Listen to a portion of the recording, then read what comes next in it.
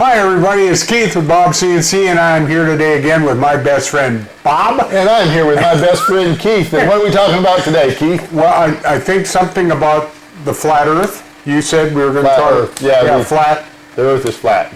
Yeah, and I saw a video of a guy that believes the Earth is flat. Yeah. He made a rocket. Yep.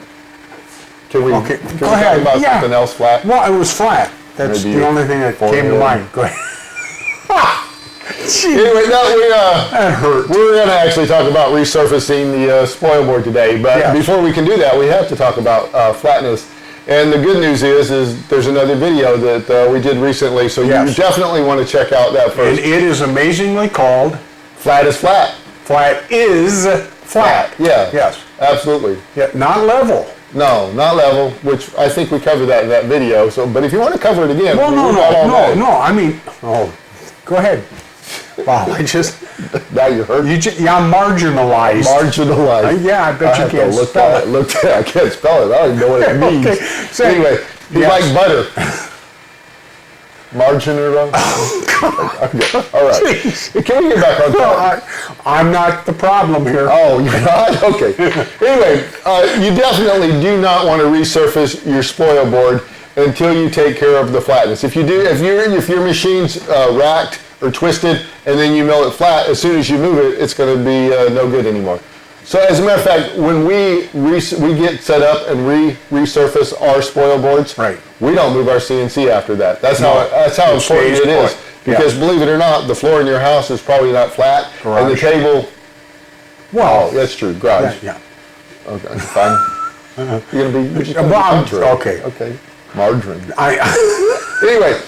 So the first thing that you want to do is you want to watch that video on Flat is Flat. Yes. Okay, so we're going to assume that you've watched that and that you've set your CNC up flat. Yes. The next thing that you want to check is tramming, and it's a little bit difficult do you want to define that, what tramming is? Yeah, sure. You want me to give you the mathematical and then you can interpret stay away from math? It's not really mathematical. It really is. The bit needs to be perpendicular to the surface of the spoil board. Right, so it can't angle this way, it can't angle this way. So it's got to be 90 degrees to 90 degrees, perpendicular. Perpendicular. There you go. Okay. I can spell that, by the way. Go ahead. I know they made you learn that before you got your BA, didn't they? Okay, so anyway. Oh, that was a BS. It was a BS degree, and it's probably fitting. Okay. Anyway, so what degree do you have? Some kind of theater thing? No, it's a BA. Really? Yeah. Oh, I'm impressed now. Yeah. Don't be. We'll worship him afterwards. Okay, so we want to make sure that the bit is perpendicular. So really the way that you can do this on the E3 and the E4 is by adjusting your bearings, or we've had folks that shim the spindle itself or put shims at the top SG20U bearings to pull it out a little bit, or at the bottom. So it really was not designed to be adjusted other than the bearings tied up against. But by careful assembly, you can get pretty close. So you're going to want to do that first. So you've made sure that your table's flat, you've made sure that your spoil board's tied up against the rails, and now you've trammed it, you've got the bit as close as that you can. Now you're going to need a surfacing bit. He's got one here, it's 1 inch. It really is probably a bit aggressive for the E3 and the E4. It'll work fine for the KL7 series. Right. We would recommend like a 1/2 inch diameter, or maybe most 3/4 inch diameter. Now, I know some of you guys are saying, I use this and it worked fine, and you can. The problem is you're going to want to take off 10 or 20 thousandths at the most.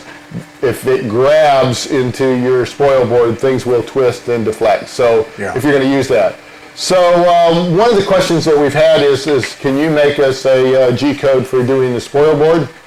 And really, it's an easy G code to make. Really just draw a box the size of your table. Like for instance, if it's the E4, you would do a 24 inch by 24 inch box, and then make a pocket cut. And then make it the right depth, like 10 thousandths. And then you're going to want to figure out which is your high point, where it's high or the low point, so you want to start halfway at a different spot. So you might want to just slide it around, even with just the power off or using the jog buttons, just to see how flat or what you're going to need to take off. And again, you want to take 10 thousandths, maybe 20 at the most, at a time, and you may have to do it twice. So that it really that's it as far as taking and surfacing your spoil board. A good idea that I think some of our customers do on this with the E4, since it has T-slots, if you just bought some 3/4 or 1/2 inch or even 1/4 inch wood, you could carpet tape, double-sided sticky tape, those slats in between the T-slots, and then just go ahead and mill those off. And then later, once you get, the accidents happen and or you're cutting through and you have all kinds of cuts on that board, you can pull them up and then just do it again. Same thing that could happen on the E3, except for now you'd want to drill holes where all of your threaded inserts are, and then double-sided sticky tape it down, and then mill the spoil board flat. Right. Okay.